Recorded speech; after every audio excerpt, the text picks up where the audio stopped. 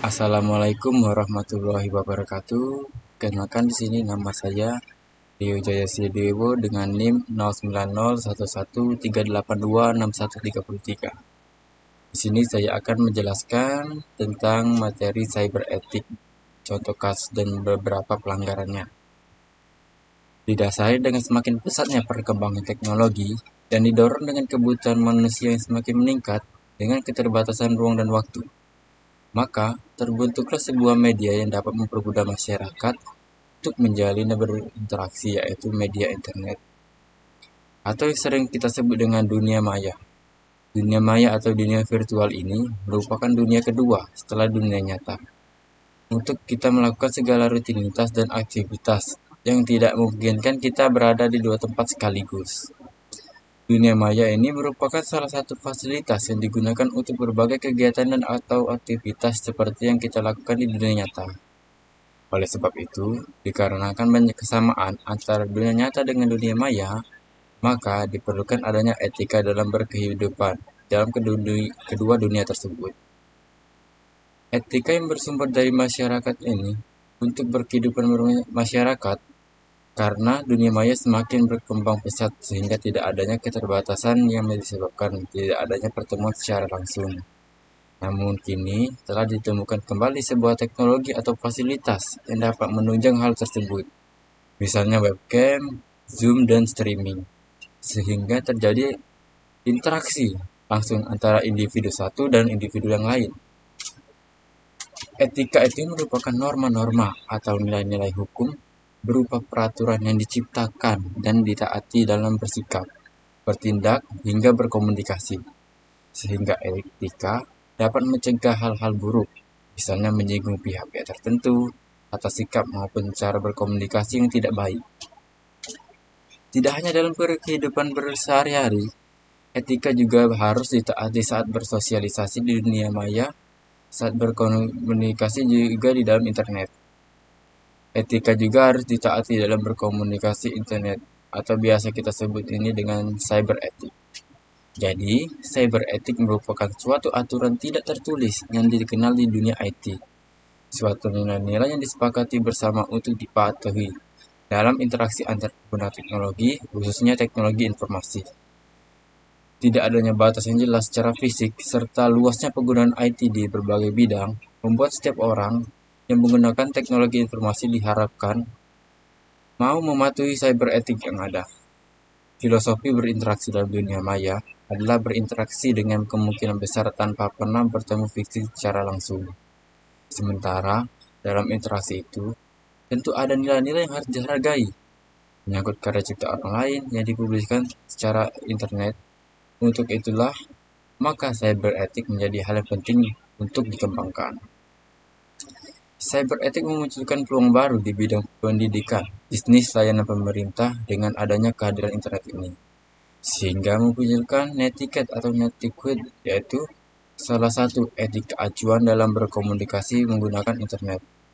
Berpedoman pada IETF atau The Internet Engineer Task Force yang menetapkan RFC atau Ethic Guidelines dalam Request for Comments. Dan etika dalam berinternet biasa disebut dengan cyber ethic atau etika siber.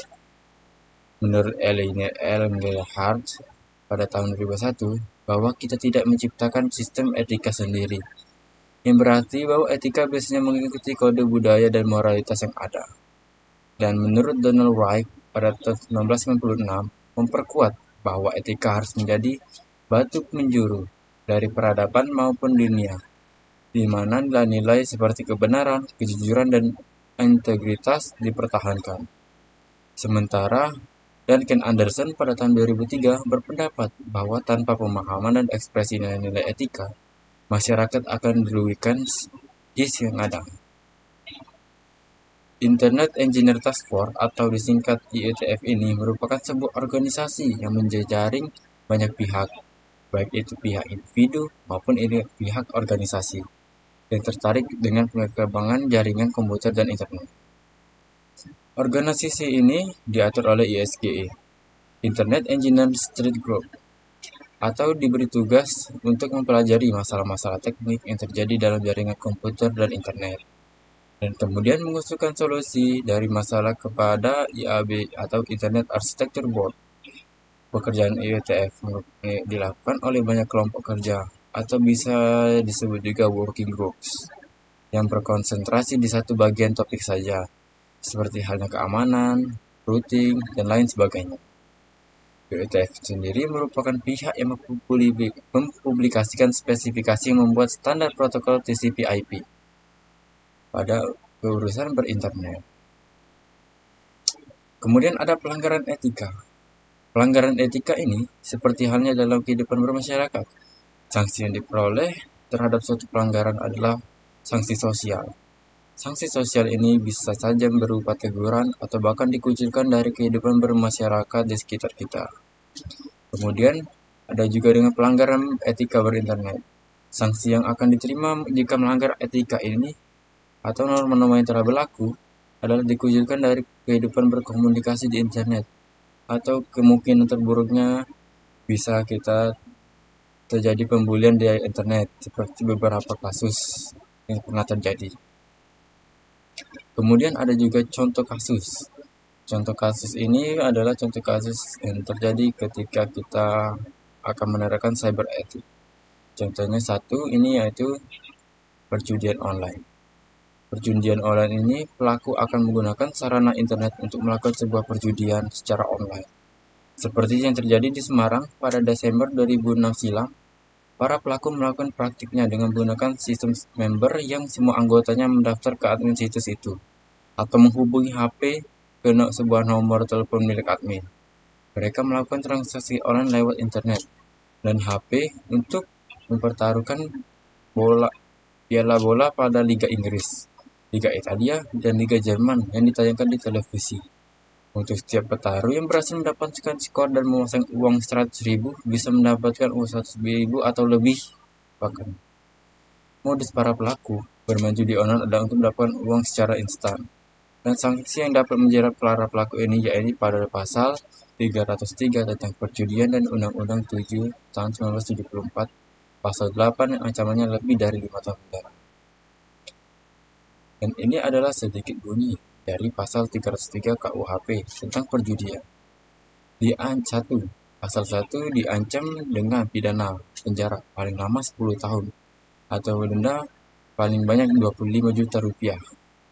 Yang berbunyi, barang siapa tanpa mendapat izin dengan sengaja menawarkan atau memberikan kesempatan untuk permainan judi dan dijadikan sebagai pencarian atau dengan sengaja turut serta dalam suatu perusahaan atau dengan sengaja perusahaan itu dengan sengaja menawarkan atau memberi kesempatan kepada halayak umum untuk bermain judi atau dengan sengaja turut serta dalam perusahaan untuk itu dengan tidak peduli apakah menggunakan kesempatan adanya suatu syarat atau dipenuhi sesuatu tata cara. Menjadikan turut serta pada permain judi sebagai pencarian. Kalau yang bersalah melakukan kejahatan tersebut dalam menjalankan pencariannya, maka dapat dicabut haknya untuk melakukan pencarian itu. Yang disebut permainan judi adalah tiap-tiap permainan, di mana pada umumnya kemungkinan dapat untung tergantung pada peruntungan belaka. Juga karena pemainnya terlatih atau lebih mahir. Di situ termasuk segala pertaruhan tentang keputusan, perlombaan, atau permainan lainnya yang tidak dapat diadakan antara mereka yang turut berlomba atau bermain. Demikian juga segala pertaruhan lainnya. Kasus judi online dipaparkan di atas setidaknya bisa dijerat dengan 3 pasal dalam Undang-Undang Informasi dan Transaksi Elektronik atau ITE atau UU nomor 11 tahun 2008. Selain dengan pasal 303 KUHP, menurut pihak kepolisian di atas, maka pelaku juga bisa dikenai pelanggaran pasal 27 ayat 2 UU ITE, yaitu setiap orang yang dengan sengaja dan tanpa hak mendistribusikan dan atau mentransmisikan dan atau membuat dapat diaksesnya informasi elektronik dan atau dokumen elektronik yang memiliki muatan perjudian. Oleh karena pelanggaran pada pasal tersebut, maka pasal 43 ayat 1 yang bersangkutan bisa ditangkap polisi atau selain penyidik pejabat polisi negara Republik Indonesia, pejabat pegawai negeri sipil, tertentu di lingkungan pemerintah yang lingkup tugas dan tanggung jawabnya di bidang teknologi informasi dan teknologi elektronik diberi wewenang khusus sebagai penyidik sebagaimana dimaksud dalam Undang-Undang tentang Hukum Acara Pidana untuk melakukan penyidik tindak pidana di bidang teknologi informasi dan transaksi elektronik. Sementara, sanksi dikenakan pasal 45 ayat 1, yaitu setiap orang yang memenuhi unsur sebagaimana yang dimaksud dalam pasal 27 ayat 1, ayat 2, ayat 3, atau ayat 4, dipidana dengan pidana paling penjara paling lama 6 tahun dan atau denda paling banyak 1 miliar rupiah. Baiklah, sekian video dan penjelasan tentang cyber etik, pelanggaran, dan contoh kasus yang bisa saya sampaikan. Lebih dan kurang mohon maaf. Pada Allah saya mohon ampun. Dan terima kasih telah menonton video ini. Wassalamualaikum warahmatullahi wabarakatuh.